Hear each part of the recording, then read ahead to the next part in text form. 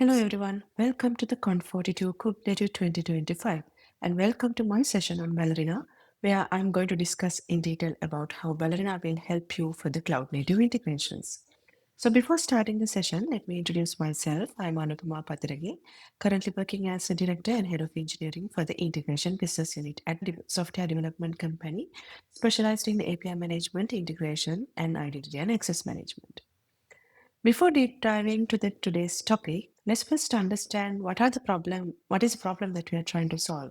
Most of the time, if you are coming from the development background, the developers are busy with the code and designing the applications, and the DevOps team members and others are busy with the deployment.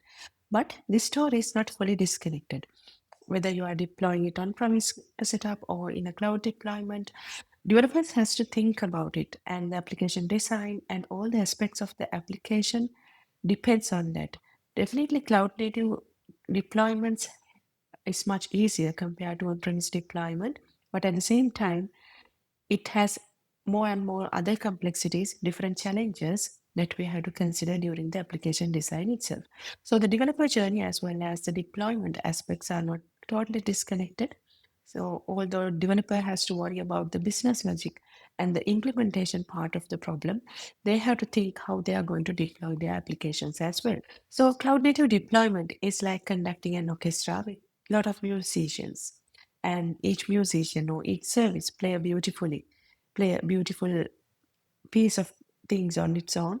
But if you don't have a proper conductor, that outcome will not be that it will become a noise. So Kubernetes play a big role here to seamlessly connect everything. At the same time, so when it comes to developers context, Ballerina helps a lot to reduce that complexity of integrations and make sure the integration application development as well as deployment is seamless. So if we look at the challenges in the cloud integrations, nowadays, when we are moving to microservices and smaller services, we have to think about multiple such services. It's not monoliths that we are developing nowadays. So cloud integration means we have to integrate with various services, APIs, SaaS applications, data services, things like that. And we need to make sure they are working together. And the environments are highly dynamic. With containers, they add more complexity. Also, the configuration overhead. That is also a bit of complex because there are multiple services and how we manage deployment configurations, how we scale services, and also on top of that, monitoring and other runtime related configuration overhead is getting added. So likewise, we have to manage all these things. And finally, security and compliance. Every data flow, we need to make sure it's secure and compliant to various protocols and other things because in the world of integration, security and compliance is something that we cannot forget. So Ballerina is a technology for simplifying cloud native integrations. I would say it's a technology because it has many aspects on it. So let's first look at what is Ballerina. Ballerina is cloud native open source technology which is highly optimized for integration based application development. So it's developed by WSO2 in 2016 and we released our first version in February 2022. So it has a rich ecosystem of different services, data formats, rich type system, and also set of connectors to help with the integration story. And also it has great textual as well as graphical capabilities, which I will discuss in the upcoming slides. It will make it is very efficient and effective for the developers to write the piece of code. So this is a very high level timeline on how Ballerina has evolved. It took a time because it's a full system along with the compiler to compile the source code and the rich ecosystem around that. So what is the differentiation? Ballerina provides right abstractions for data, network, and concurrency. So data is the heart of the integration because at the end of the day, what we are doing is we are communicating data and we receive data, we send data, and also we need to represent data. Data can be in many different formats, shapes, and we need to manipulate data. So that's a fundamental thing in the integrations. And also integration means it's in the network. So communicating data across different clients and services with various protocols is mandatory. And finally, concurrency. So the last thing, because integrations are integration applications are inherently concurrent. That means we need to make sure concurrency safety protocols are or mechanisms are available in place for developers to develop concurrent applications easily and effectively. So Ballerina provides abstractions for these three different layers, and I will go through some of them in detail in the upcoming slides, and I will show you how it can help the developers to develop the applications. So the first part of the thing is story is the development and also how we are going to maintain the application. Since Ballerina is open source language, open source technology, I would say, and also we can categorize it as a programming language, first of all. I'll come to that part later. Because it's a language, because of its language nature, it can work with VS Code IDE, and we can commit the source code into GitHub, and we can use CI/CD pipelines to deploy it or have a CI/CD pipeline on your own tools, and we can deploy it in Docker, Kubernetes, or whatever the platform you want. And finally, during the runtime, you can monitor, observe using existing tools. Ballerina support open telemetry, and you can connect with existing tools like Jaeger, Grafana, or log analysis stuff. So that is the ecosystem comes with the familiar toolset. So if you have one programming language, because Ballerina, we can classify it as a programming language as well. It has its own syntax, own language specification, and also own compiler. So you might wonder, because it's a new language, how easy or how difficult it is to learn as a language. So it's a C plus family language. And if you're familiar with any of the existing C family language like C plus, Java, Go, it's very easy to learn Ballerina. And only thing is like you have to learn a couple of new abstractions or new constructs that we are providing along with the language to make it easy. So this is how we write the first Ballerina package. You have to use new command and it will generate the Ballerina package. It's like any other programming language. You can simply create a Ballerina package. So once you create that, it will create a folder with a couple of files. So the most important files here are the main.bal file, where the Ballerina source file resides, and the Ballerina toml file, which identify a given package as a Ballerina, your directory as a Ballerina package. Now let's look at what are the key differentiators of this language and how it differs from typical programming language or ecosystem. So first thing is the graphical view. For every program or every integration that you are writing using Ballerina, you have equivalent piece of source code as well as a diagram. So that means we maintain raw code and low code parity, and it happens automatically by the Visual Studio plugin or the toolkit that we are having. You don't have to do anything.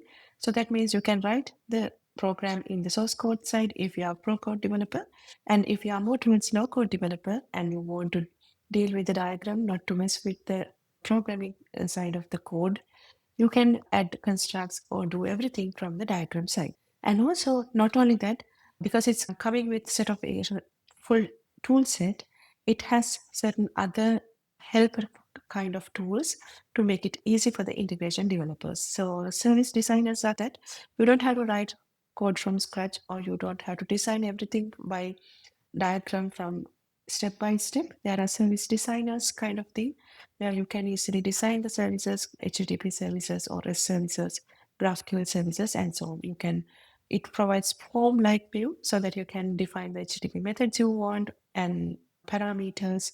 It can be path parameters or something URL parameters, and it can provide advanced properties, define the responses, and so on. And same goes with GraphQL. When it comes to GraphQL, we are mostly dealing with data, set of data, which are interrelated with each other. So that view is properly provided by the Ballerina visual designer, and it's very easy to design such applications. And also data transformations. Ballerina has very comprehensive data transformation capabilities. That is what we call data mapper. So you can map the data in the visual mode. This is the visual data mapper. And also you can edit the expressions in between, because most of the time it is not one-to-one mapping. We have to do some calculations or some processing in between before we map data from one field to another. So Ballerina has that capability as well. And also debugging. It is very important at the developer level how we debug the applications. Because it has both low code and low code parity, we have the debugging capabilities both in the diagram level as well as the source code level. Given that Ballerina is a language, it has all the debugging capabilities that a normal language is having. Apart from that, we have the diagram debugging capabilities. You can add a debug point in the diagram node and debug your application. And also everything comes under one roof. So these are the various protocols that integration developers has to deal with. And we have the support, first class support for all of these services and client types. And services and clients are part of the language itself. So defining a service or defining a client is really easy. And connectors and templates. When it comes to connecting with other applications or integrations, connectors plays a big role. It can be connectors for various network protocols, or it can be databases, or it can be SaaS applications, messaging platforms. Likewise, we have a huge set of connectors, rich set of connectors to connect with all of these things. So these are the list of Canada Central, which is our repository management system. You can see all of these connectors. And also we have persist capabilities. This is more or less a kind of diagram capability where you can see entity relationship diagram. When you're working with when you're persisting data, this is very familiar for the diagrams in the database world, but somewhat similar to what we are visualizing here. When you have a set of data that you want to persist in the database or some other data persistent layer, this capability is really helpful. And also there are many other integration tools. I will not go through the details of each of them. These are kind of EDI tools, protobuf tools, GraphQL tools, because most of the time what we are getting is a contract in different protocol. For example, OpenAPI specification is a contract that we are getting. So Ballerina, with using this OpenAPI tool, we have the capability to generate the service and clients based on that OpenAPI specification by executing a single command. So that flexibility is there for many protocols, many data types. So that is very easy. You can generate the Ballerina code automatically with these tools. And also there are inbuilt AI capabilities. We have an inbuilt AI assistant, what we call Ballerina Copilot. It helps you to generate the code automatically. It acts like a built-in companion to pair programming. You can do the input in the natural language and it will generate the code for you. And also we have automatically auto map capability to map the data from one type to another automatically using the auto map feature of the data mapper. That will help you. Let's say you have two records, two data types to map with large number of fields, and it's not that easy. So the auto mapping feature will help you there. It analyzes the existing fields, their data types and context, and you can provide additional context if needed to help the assistant to understand what sort of mapping you are doing with additional calculations, and then it will do the job for you. So that is about the development part and how you maintain the source code. And let's look at a quick demo, which I was already developed. So this is about Music for Weather, which is a REST service. In simple terms, what it is doing is it provides a capability for a user to get a playlist which from Spotify, a music playlist, which is matching for the given weather condition. For example, if it is a sunny weather, you want to listen certain type of playlist, or if it is a rainy weather, you want to listen to different set of music. Likewise, you can set the current weather in a given location and map the weather to a given mode, and finally get the music list for that given mode, and it will return to the user. So this is very simple integration which involves multiple APIs in the weather API as well as the Spotify. So that is the one that I'm going to discuss here. So this is already implemented application in Ballerina. This is Ballerina plugin which is installed in VS Code and the application is developed. I wanted to highlight a couple of things here. This is the design view where you can see in high level the services and various endpoints that you are working. So it will give you a very high level understanding of how many services you have, how many resources you have within each of these service, and what are the endpoints that it is talking. Likewise. And when you click here, you can see the service designer, which I talked earlier. So you can add more and more resources here. This is service resource, which allows you to add more resources. You can add parameters, but if I don't add anything, you can simply add a resource here. And once you go back to the service designer, you can see another resource is getting added. So all these things in the diagram level, but at the same time, if you go to the source file, you can see the mapping source code of that. So this is a service in Ballerina, which is listening on a given port. Service in Ballerina is part of the language syntax itself. So it's very easy to develop a service for Ballerina. Services can be of many different types, as you can see here. Once it is attached to different protocol listener, it will become a service of that protocol. So this one is HTTP listener, which is listening on port 9090, and it has three resources to accept incoming requests. All are GET resources. One fundamental principle in Ballerina is we model all of these things, even whether it's a network invocation, network resource function. It's like a normal function which has name of the function, which is getting mapped to the resource path and input parameters and return types. So developers has to focus only on the business logic, and it is very easy for the developers to stay out of the complexity of the network. And that is the abstraction that we are talking about, and connect seamlessly or develop the business logic effectively. And same with the client. Defining a client in Ballerina is really easy. This is a client, Spotify client that we have created. This is how we are defining client in the syntax level. You can provide relevant parameters, URLs, and other things. And since this is HTTP client, you can invoke HTTP get post resources using this client. And also the other thing is type system. This is Ballerina record, which is the record representation, which is a canonical format in Ballerina where we can represent the data, like if it is JSON, XML, whatever it is, we can represent it using the record types. And even in the visual view, we can see the types in the types view. So if you open it up, you can see there are multiple types, and the diagram itself is showing the relationship between the different types. If you look at the source code of the types, it is not easy to understand these interrelationships, cardinality, and other things. It's more like a ER diagram if you're familiar with the database. So you can see the parents connecting to the items, and it has owner, where the data has current information, and it is associated with the location. Likewise, we can see all the fields and how they are interconnecting in the type suite. So all these graphical tools and graphical views gives you a very good understanding about your application, and it is really helpful when visualizing and maintaining the application. So other thing I mentioned is the visual diagram capability and the parity that we are maintaining. So every piece of code that we are writing, there's a equivalent diagram. So that can be a flow diagram or a sequence diagram, depending on the invocation. So this is the same thing that I showed in the demo. Basically, when we are explaining our application to someone, we are using sequence diagram. So the same flow you can see in the diagram itself, because integration applications means it's always connecting to different endpoints and get the results and so on. So this flow view, in the flow view, you can actually edit. You can add many different constructs and so on. Let's say you add a if condition. For the simplicity, I'm adding, making the condition as true.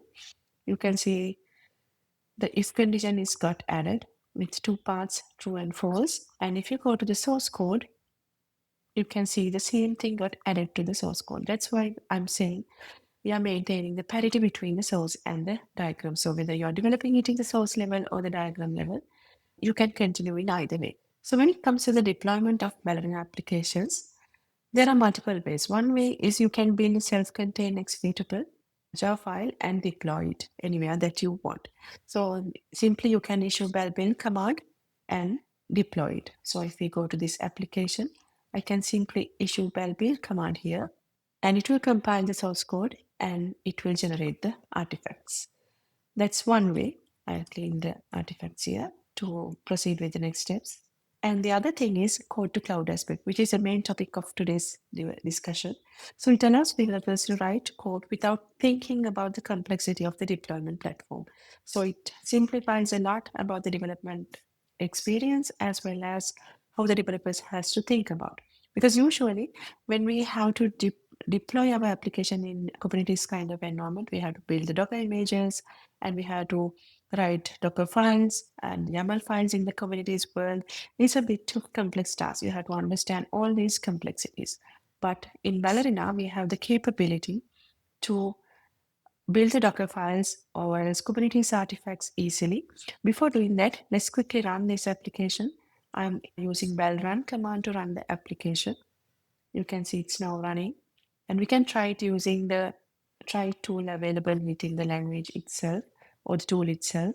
You can provide a location here. Let's say, for example, Austin, and you can invoke. You can see the current weather of Austin is sunny, and you will get the list of a playlist from the Spotify to match with that. Let's change the location to London maybe, and you can see it's a different weather condition at and different playlist. So this is how easily you can test and run the application locally as well.